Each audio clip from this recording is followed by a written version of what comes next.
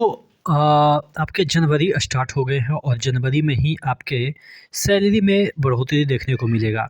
थोड़ा-सा वीडियो हट के है, तो जो बंदे सैलरी उठाने वाले हैं, यानी कि जॉइन करने वाले हैं कोई भी डिपार्टमेंट में, उनसे भी रिलेटेड है और जो ऑलरेडी गवर्नमेंट जॉब में हैं, उनसे भी रिलेटेड है। तमाम चीज़ों के बारे में डिस्कस करेंगे, चैनल पे नए हैं तो सब्सक्राइब कर दीजिएगा। देखिए, जनवरी हो या जुलाई हो, हर एक बार आपके जो सैलरी है, उसमें कुछ न कुछ बढ़ोतरी मिलती है। आपके जनवरी स्टार्ट हो गए हैं, जनवरी में आपको उम्मीद रहती है कि कुछ न कुछ जो है वो हमारी सैलरी बढ़ जाए। कितना बढ़ेगा वो देखिएगा, एक चीज़ फैक्टर होता है कंज्यूमर प्राइस इंडेक्स है, इसी के आधार पे आपकी जो है वो सैलरी बढ़ती है।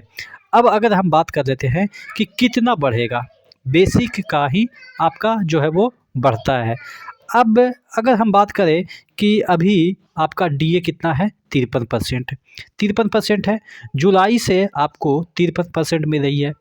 जब पिछला बार था जनवरी में तो 50% था और जनवरी में वो बढ़ा तो जुलाई तक जनवरी में आपका 50% बढ़ा था, फिर जुलाई में आपका 53% हुआ था। जुलाई से लेके आपका दिसंबर तक 53% मिला।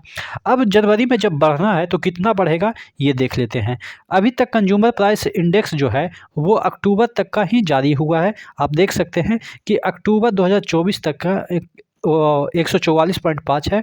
उस तर्ज पे आपके जो डीए बन रहे हैं आपके 55% बन रहे हैं। ठीक है, अब 55% का मतलब ये है कि अभी आपको 53 मिल रहा है और इसमें 2% और बढ़ेगा। ठीक है, ये अक्टूबर तक का डेटा है।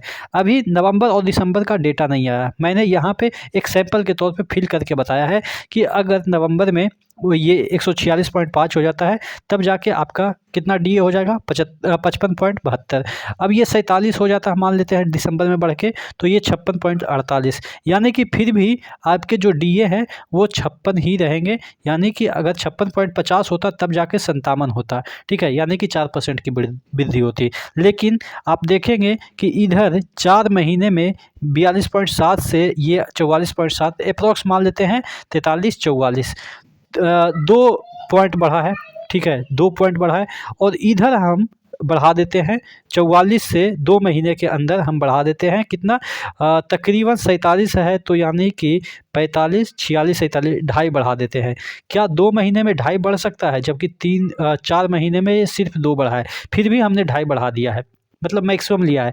तब पर भी जाके आपका जो डीए है वो 56.48 ही आ रहा है, यानी कि आपका जो डीए है वो मात्र 3 बढ़ने की संभावनाएं हैं। नहीं तो आपको मैं एक लाइव एग्जांपल के थ्रू समझाने की कोशिश करूंगा, जिससे कि आपको समझ में आएगा। यहाँ पे आप देख रहे हैं कि अक्टूबर 2024 में जो आपका डीए है वो 55.5 है। अब मान लेते हैं, देखिएगा ज़्यादा तो बढ़ता नहीं है, यहाँ पे देखिएगा बढ़ता 143.3 से 144.5 आ गया। तो यहाँ पे हम मान लेते हैं 145.5 जोड़ लेते हैं। ठीक है, 145.5, एक मिनट यहाँ पे लिख देते हैं, 145.5 अगर बढ़ाते हैं तब जाके ये 55.63 होता है।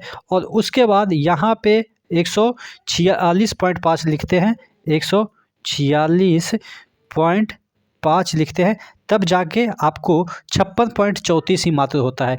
यानी कि 56.34 का मतलब ये हो गया कि 53 अभी मिल रहा है, 56 आपको मिलेगा, 56.34 यानी कि 3% का बढ़ोतरी देखने को मिल रहा है। तो यानी कि एनी हाउ आपके जो डीए है वो जनवरी में मात्र 3% ही बढ़ रहा है।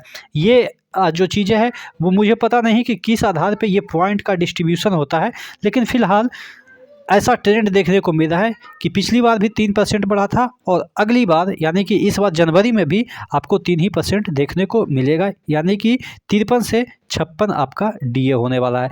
आप क्या सोचते हैं नीचे कमेंट बॉक्स में कमेंट करके ज़रूर बताइएगा। नेक्स्ट वीडियो मिलते हैं, तब तक के लिए जय हिंद।